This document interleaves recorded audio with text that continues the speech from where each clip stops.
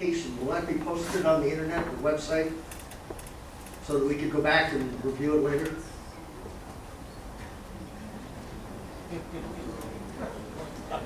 We're walking a little bit of a thin line here. We posted some information that is, quite frankly, not very flattering to the college. I want to share, I'm not trying to equivocate here. I think we do want to try and get the very serious statistics that we saw out to the community as much as possible. I really don't want the New York Times to report on all of this, quite frankly, because we still want students to come to Trinity. My understanding is the Supreme Court is examining the whole issue of, I don't know what you want to say, quotas, I suppose. And if they come down against quotas, how will the college respond in terms of that?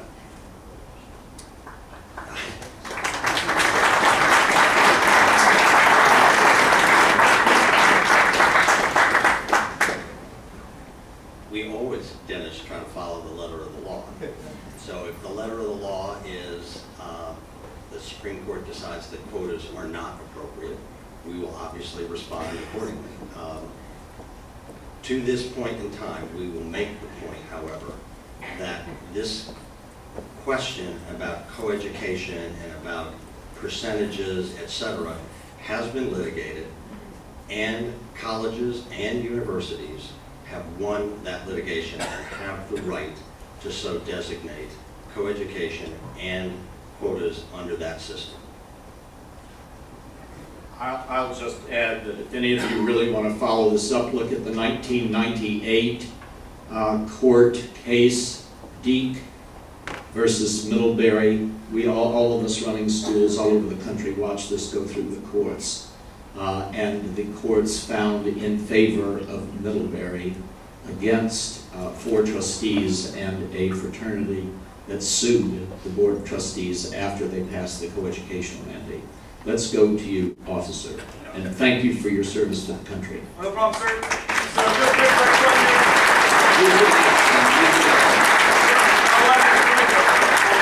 That's why we have 1, 2, 3, 4, 5, 6, 7, 8, 9, 10, 11, 12, 13, 14 men on this board. 1, 2, 3, 4, 5.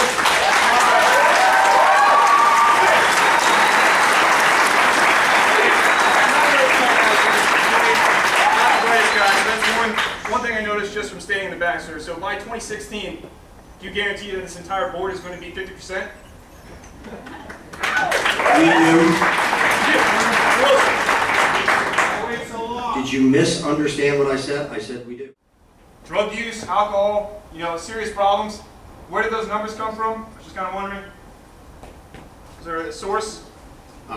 We've got the institutional research director right there. We've been surveying drug and alcohol use at Trinity since 1998. We've conducted 6 surveys over that course of time. We've also asked first years, whenever they arrived for the last 30 years, every single first year class, about their drug and alcohol use in high school. What we found for 30 years is that Trinity has disproportionately attracted kids who drank more in high school. And we found for the last 15 years that we've been surveying drug and alcohol use here, high levels of drug and alcohol use. We didn't know until recently how high they were in comparison to our peers. Now we do. And we've also found for 15 years that Greek letter organization members here drink and take more drugs than their peers who are already using a high level. So if you want to compute my methodology, go right ahead, but it's state of the art, I assure you. So there's a problem. There's a problem. So what does getting rid of these fraternities, sororities do for the students who are here, sir? The ones who have these problems. Like, what's the faculty going to do to address these issues? Okay, may I just suggest respectfully, sir, that we're not trying to eliminate fraternities and sororities. Excuse me. What we are attempting to do is change the imbalance that exists currently in the social environment. Now, there is an implementation committee that's put together. I already addressed the point that there are going to be specific cases, and I see some young ladies here who are proudly sporting their Kappa Kappa sweatshirts, and hasn't gone So clearly, we're going to have to look at individual cases going forward, but it is not our desire to eliminate fraternities and sororities. Believe me, if we wanted to eliminate fraternities and sororities, we would have done that. We think that there is a role for them on campus, but we think we want to readdress the imbalance that currently exists. Henry Bruce, class of 75, parent 06, SIU 75. I've heard it once, I've heard it too many times over the past few weeks. Done deal. The recommendation of the Charter Committee and your unanimous vote is a done deal. Well, this decision, the way it was put together, was really nothing more than a 1 year and 50-plus page witch hunt to blame all the social ills and plummeting college rankings on the Greek system.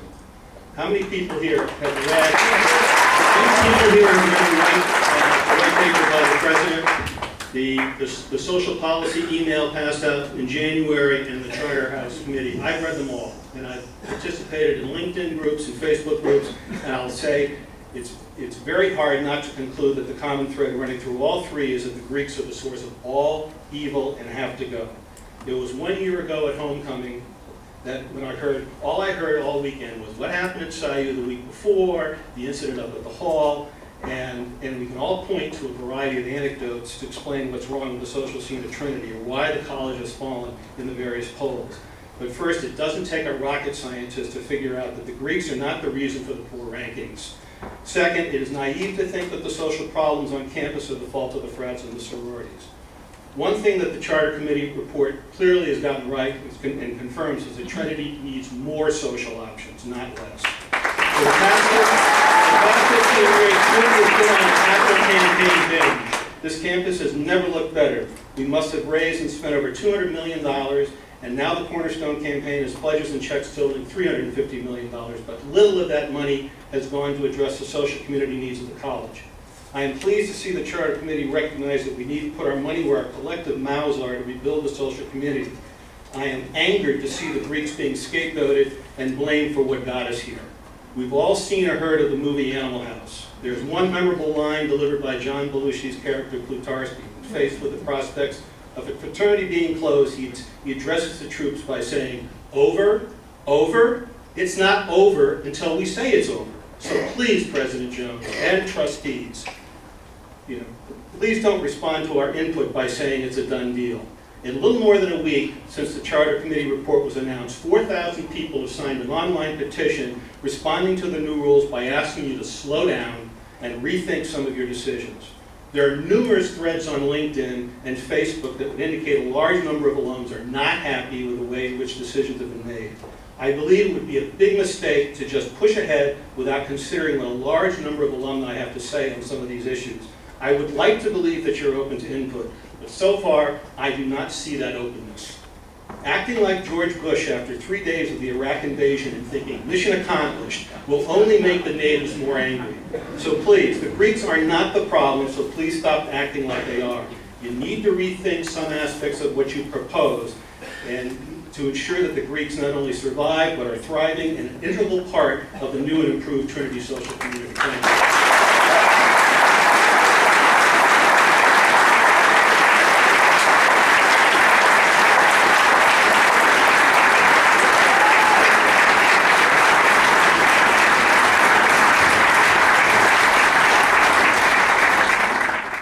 Henry, thank you for that fine speech. I hope you're not leaving, but it appears that you are.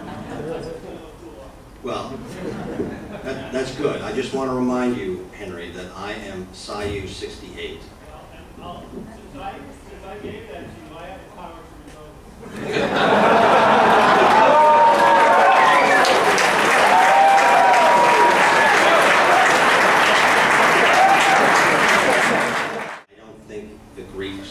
Scapegoated here. I think Courtney made it very clear that if we had chosen to abolish the Greeks, we could have done that. In fact, we didn't do that, and one of the reasons we didn't do that was, she said it very clearly, the college, through a number of financial cuts, had eliminated too many social programs. She said it very clearly, we made a mistake. I don't think any of you missed that. And we're now trying to correct the situation. Yes, we're going to listen to what you have to say, but you can be sure that we are going to be moving ahead, and we're going to be moving ahead quite quickly. This gentleman has come all the way from London. Class, I don't remember. Mr. Nebo. Hi, I was Class. class of 1988 and a half, actually. Did a half a victory lap, and I'm proof that sometimes my GPA doesn't always lead to doom in your life.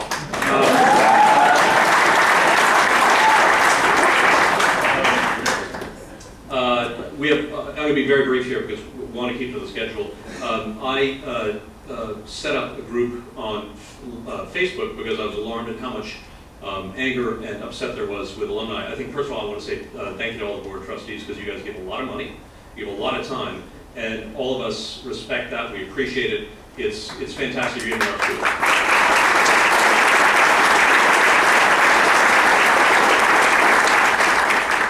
So, first off, just some very quick questions. The reason we set up our group, and the reason we have about 1,000 members now, and about 4,000 people signing a petition, is because there's a huge credibility gap that has been generated in this whole process. It's been incredibly opaque from our perspective.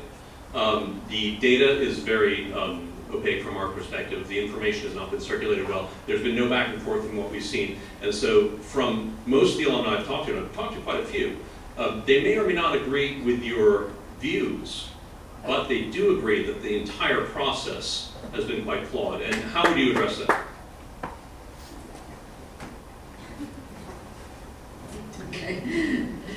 Rob, thankfully we had an opportunity to have a conversation before this session, so I got in a little bit more depth with you about that. I think going forward in the implementation process, there are going to be opportunities to try and reach out to all the constituents. I think I did allude in the presentation that there will be sessions that will be in major cities and hopefully continue to go on campus where we can get more input from the alumni and their points of view. Communications, quite frankly, has never been our strong suit at Trinity, and I think you can all agree with that. We do, however, have a dynamic new secretary of the college who I have a lot of confidence in will take some good suggestions from many of you that we've already heard and move that communications process forward so that we have a better way to communicate with all of you. I think going forward is going to be critical that we have a two-way dialogue coming back and forth. I know Jay Hughes is going to be available. An earlier question was brought up about how do we get some of these statistics out so that we can talk about the methodology used, about what we're seeing, what we're gleaning from that information, and the conclusions that we've gotten. So I think that's a task for us to work on going forward. And do we have it perfect? No. Is this process utterly flawed? I don't think I can agree with you on that. This was a committee that was put in process by the trustees because we were quite alarmed about the state of the college. And perhaps through better communications we can maybe get that alarm and concern out to all of you so that we can share in a common dialogue rather than an oppositional dialogue going forward. I just want to be quick. We saw a lot of very alarming statistics up there, and a lot of these are very much from the school. We appreciate that. But would you, President Jones, be willing to resign if we find statistical problems with the information that's been put up there? That's an absurd question, and you know it. Now, can we move on to something a little more productive? Sure. I